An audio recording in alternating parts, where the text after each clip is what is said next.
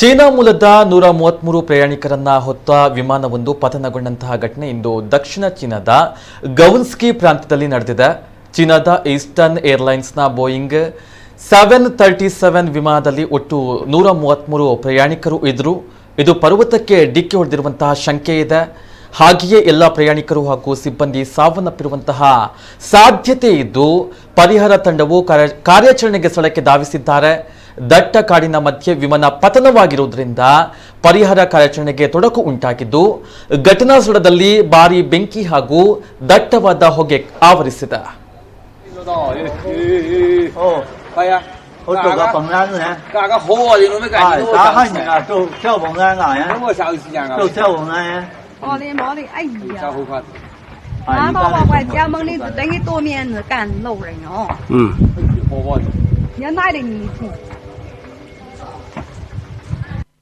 你那没办法打比呀，不然你打比呀。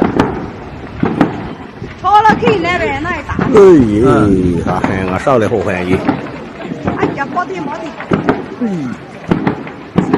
有没有干我你哎？要你一个人在骑啊？啊？哪了？刚分分钟还很硬哦。啊，你一个人在骑啊，打老快了。带了倒呗。哪里还没就干到？对，等等，俺就干。